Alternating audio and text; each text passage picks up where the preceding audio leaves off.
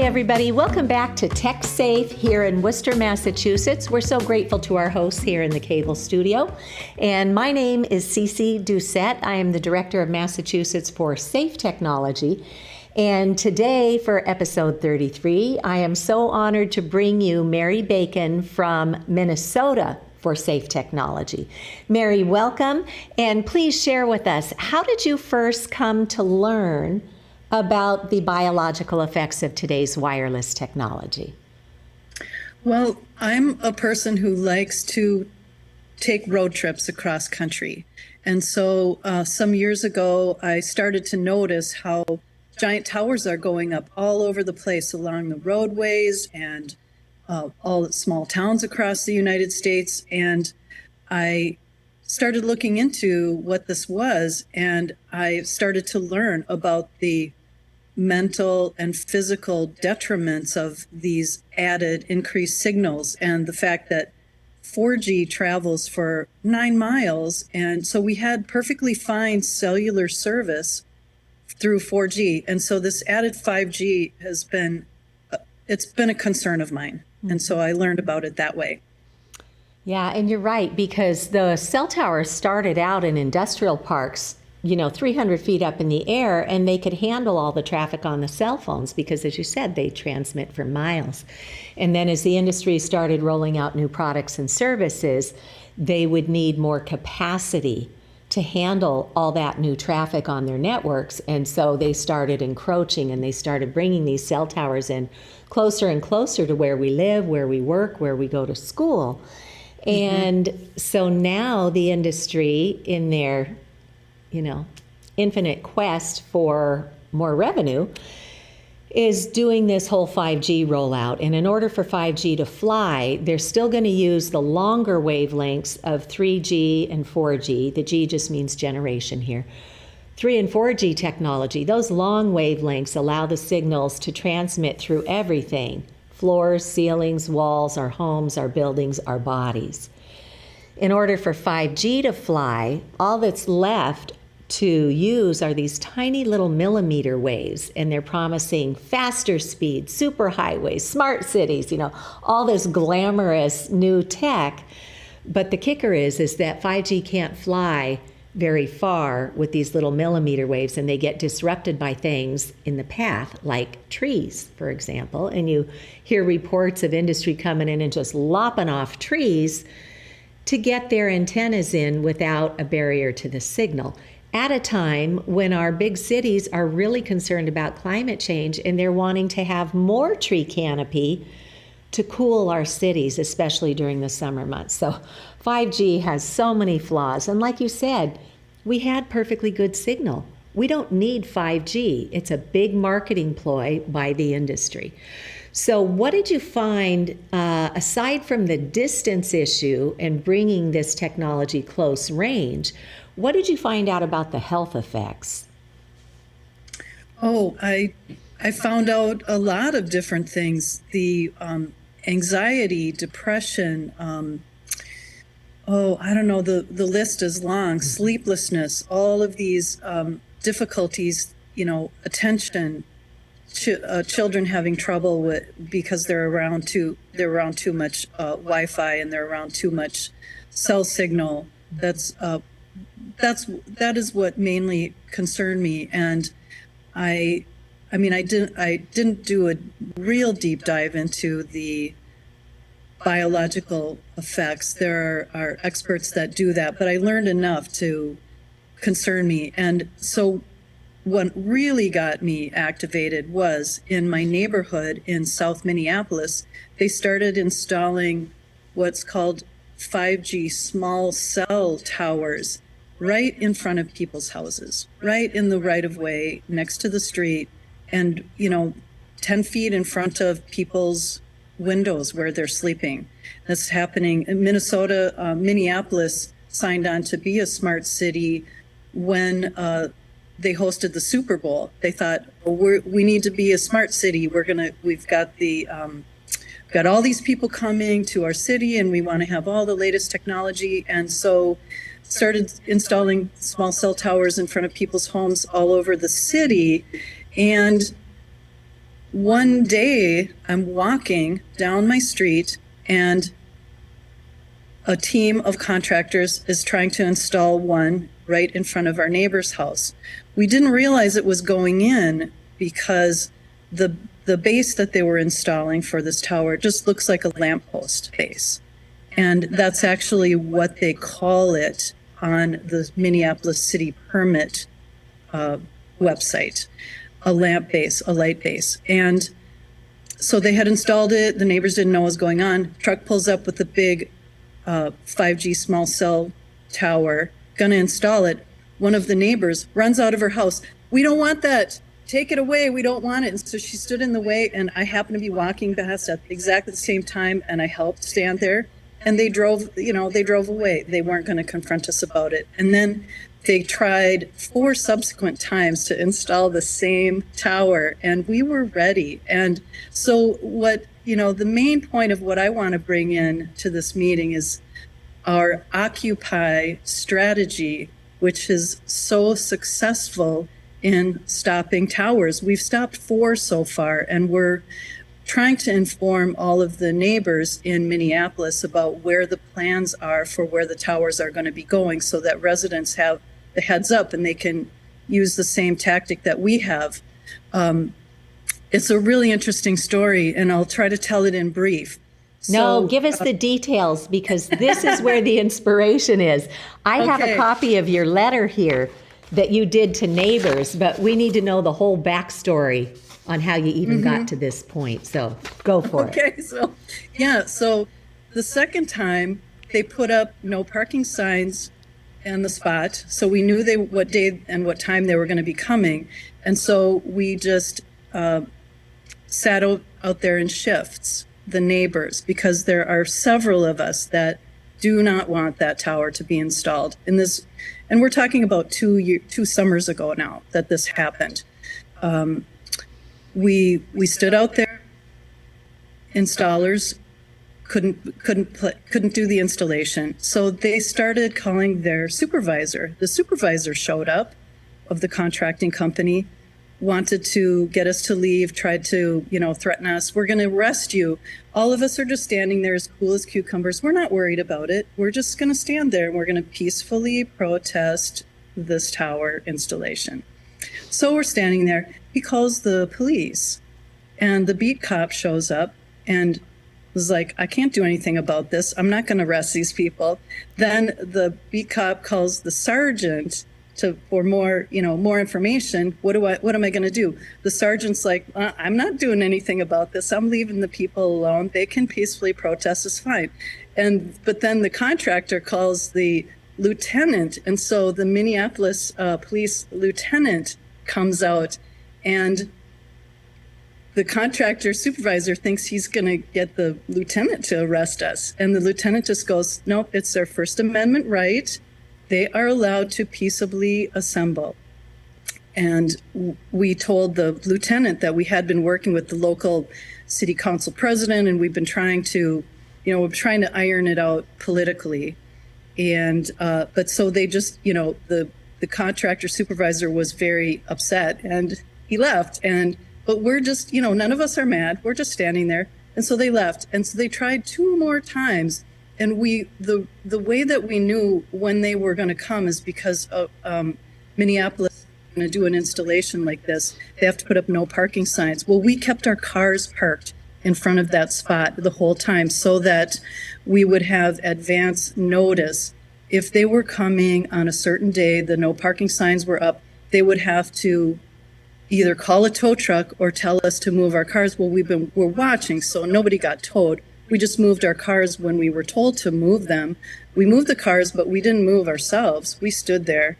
And the final time they tried to install it, they actually, and this was the 4th time, they actually hired some security guards, and they hired a fence. They hired a temporary fence to put around the spot. But there were enough of us standing around the edge of the fence that was still a peaceful assembly. And they can't lift this tower over our heads to install onto the base, because they just gave up. They pulled the permit. And so that was our first success story. And then the couple other ones that we've done, one of the homeowners saw what was going on, and he knew what was going on because the utility companies came and were marking the street for where everything is before they were going to install the base. The utility companies come out and measure, gas, electrical, whatever. And so he just went out and he got a spray can and he just erased all of the marks that the utility companies were putting down. And then they left that space alone too. And then the third one is the homeowners just, they just sat out on their lawn. They're retired. So they had time to do this. They sat on their lawn and they knew what was going to be happening, and they just, every time a contractor or utility person came by, they just told them, no, we don't want this here. And they gave that up. So they pulled all of those permits. None of those are going to be installed. And the fourth one is a woman who, because I'll just back up and say that we've started to become active in using the Freedom of Information Act city portal for Minneapolis to find out where the planned installations are going. And it took us a few tries to get the complete set of information. So you have to be a little bit patient about, you're asking for information. They might give you just a little bit because for some reason, they're reticent to share all of the information. I don't know what it is with the inside of the city, the public works, the forget what it's called, the area of the government that issues permits. Mm-hmm. They feel like they shouldn't be sharing the locations for all of the cell towers that are going up for some reason. I don't know what that is. So it took us a few tries, and finally they gave us the complete list of not only all of the small cell towers that have been approved for Minneapolis, but they gave us all of the locations of where they're putting them on lamp posts, on light posts on the corners. So we got all of that. So what we're doing is we're tackling informing the residents, the homeowners, of where we know that the small cells are going up. And so we use the city's permit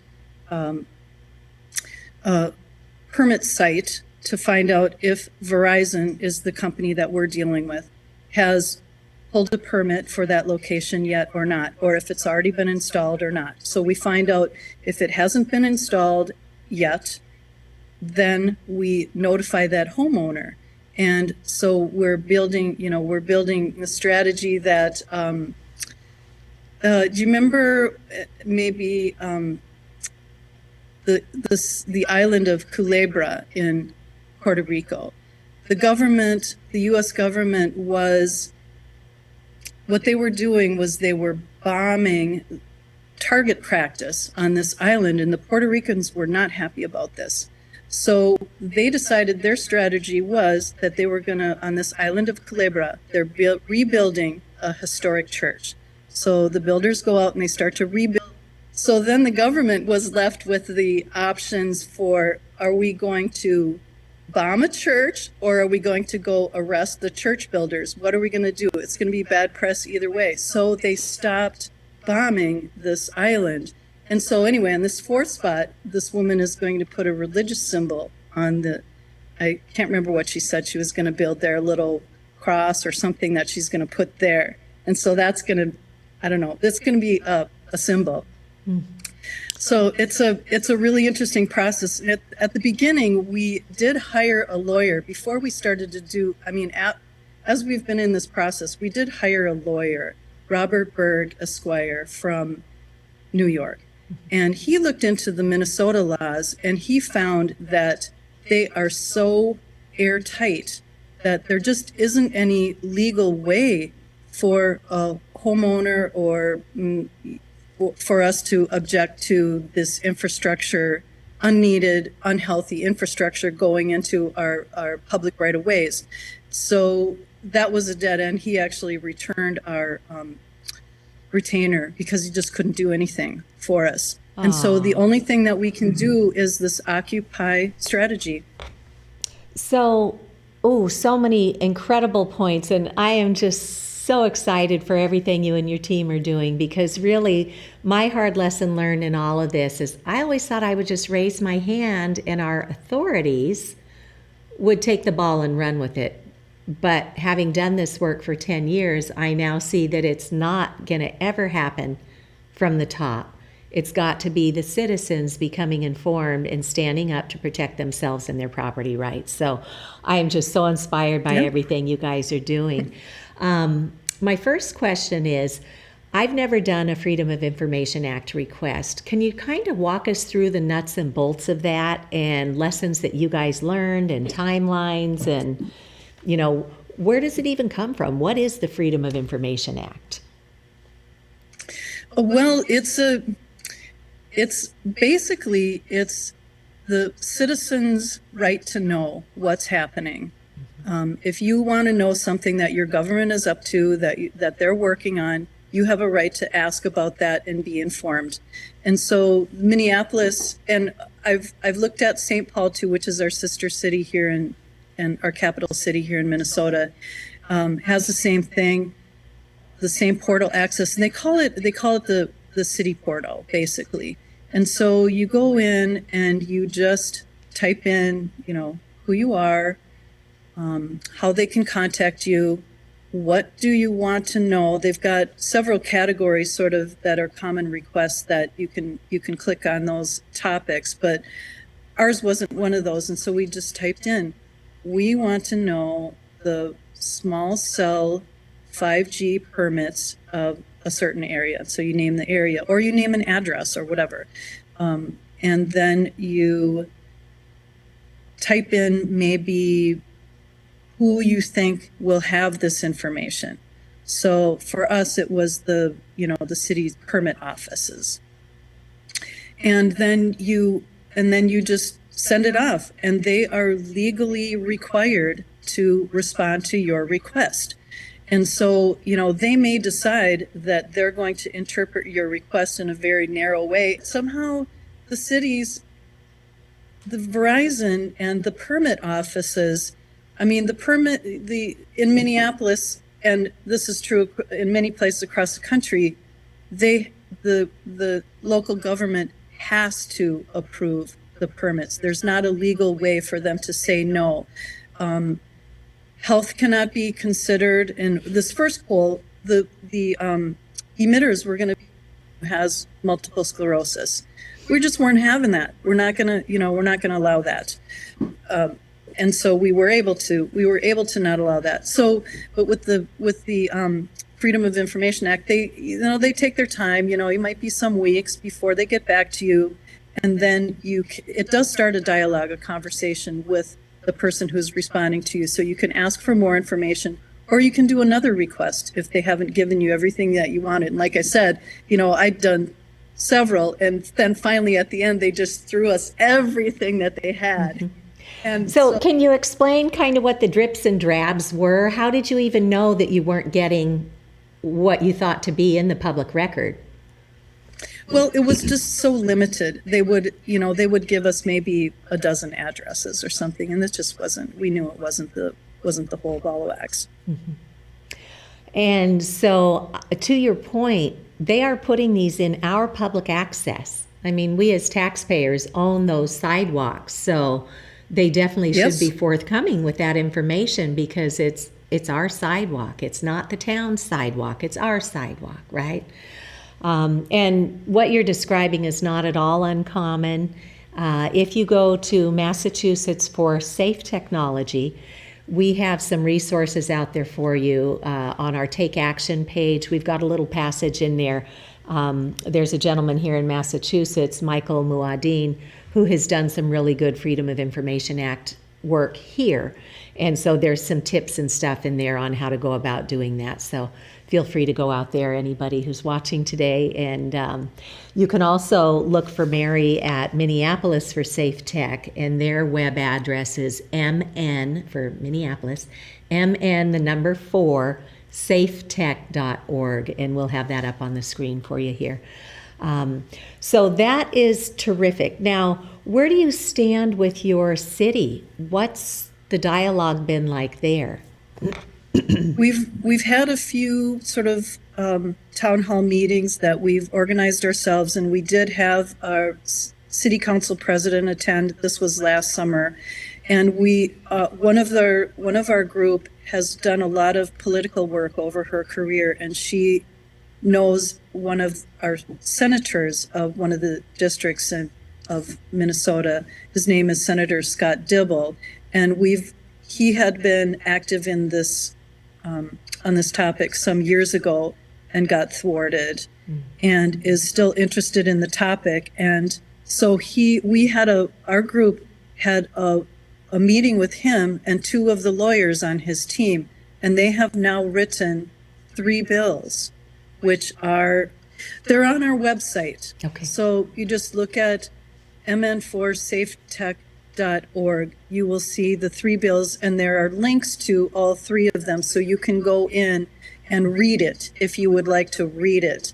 And they're basically calling for a health and safety study. They're calling for a 1-year moratorium on installations until the study can be completed. And they're calling for, among other things, 300-foot setbacks from residences, schools, and daycares, and plain English notifications. Because we found that the little postcards that Verizon mails they're legally bound to inform the neighborhood when they're going to be installing one of these small cells. But the little postcard that they send is so plain, it's so vague, it doesn't really say what they're doing. And so it looks like junk mail, and people just generally throw it away. Oh, for goodness sakes. Yeah, they will try anything. I was driving in today, and there was a NPR broadcast happening about big tobacco. And what the telecom industry does is basically uses the big tobacco playbook. If you can suppress the evidence of harm, if you can create your own science that will be designed under conditions to show no harm, if you can commandeer mainstream media, which, we used to have 50 independent news outlets, and they've been bought up and bought up and bought up and bought up. And now we're down to 4 to 6, and it's the same giant conglomerations that own the telecom companies and the other big agri, big pharma, big chem, big food. And so that is how the messaging is controlled. And then the other part of the big tobacco playbook is if you can commandeer our government agencies, then you can indeed get your priorities out there instead of our government doing what they're supposed to do, which is to protect public health and safety. And I understand that the 3 bills, and thank you to Senator Scott Dibble, I understand the 3 bills that he has introduced have been assigned to your Committee on Commerce and Consumer Protection. And I wanted to give a little bit of an encouragement here. We in Massachusetts have had a number of bills over the years to form a commission to investigate this issue. And this year, our Joint Committee on Consumer Protection has advanced our Senate bill. It's a resolve, which means you get in, you do the task, and then you do what the recommendations are. So we have Senate Resolve 155 that was put forth by Senator Julian Sear. It was actually written by our Consumer Protection Committee some years ago, and he's brought it back in subsequent sessions. But it would get the right minds to the table to investigate this, much like New Hampshire did back in 2019, passed the first law in New Hampshire to investigate the health and environmental impacts. And then they spent a year, even during the pandemic, looking to world-leading scientists, doctors whose life's work is microwave radio frequency radiation and the electromagnetic fields that pulse out from them. So it's a groundbreaking report. It documents the science, the risks. It documents the conflicts of interest with our Food and Drug Administration, our Federal Communications Commission, and the wireless telecom industry. So Minnesota doesn't have to be the first to stick their necks out on this. This groundwork has already been done. This can be an excellent springboard. And so we're grateful that here in Massachusetts that our Consumer Protection Committee has advanced our bill out of the first committee favorably, we need to start doing the legwork again to see if we can get it all the way advanced into a law this session. So, Mary, if there's anything we're doing here on the East Coast that can help you guys in Minnesota, I would love to take a meeting with you and your senator, and then if we can get the chairpersons of the Consumer Protection and Commerce Committee there, maybe we can help save them some time and put them in touch with the experts that New Hampshire has already teed up for others to speak with. So we'd be honored to help with that if we can. And that goes out to anybody watching today. If you're working with your legislators, I'm a big fan of let's not reinvent the wheel. Let us share with you what we think we know to date, and then see if we can use it as a launch point to help your state advance even further. And we keep it educating at the federal level. Just last night, I went to local coffee hours with Congressman Jim McGovern here in Massachusetts, and he's put me in touch with the telecom person in his office. So we want to keep these conversations happening at all levels, but it really comes down to citizens have to come out of their comfort zone and take meaningful action like Mary and her colleagues and neighbors are doing in Minnesota. You physically have to show up. And it's not comfortable. And none of us ever wanted to spend our time doing this, but the risk of having a cell tower outside of your bedroom window is just too great. So many people are already getting sick from those and from the utility smart meters that are being mounted on our homes for gas, water, electric, solar, even propane. And many of those are pulsating microwave radiation 24/7. So we invite everybody to go to our websites. Mary's is mn4safetech.org. That's Minnesota. Here in Massachusetts, we're at ma4safetech.org. So please come out and join us. We would love to help you learn, and we do free public education webinars every month. In May, I'm honored to have Mary as my co-host. We'll be doing noontime, and then on another day is 6 p.m. And if you go to the events page at Massachusetts for Safe Technology, then you will be able to find the invitation and register. So, Mary, I want to thank you so much for everything you're doing in Minnesota, and we look forward to co-hosting with you next month. Thank you so much. I appreciate very much being on the show with you. All right. Well, everybody have a tech safe day. Take care. Bye-bye.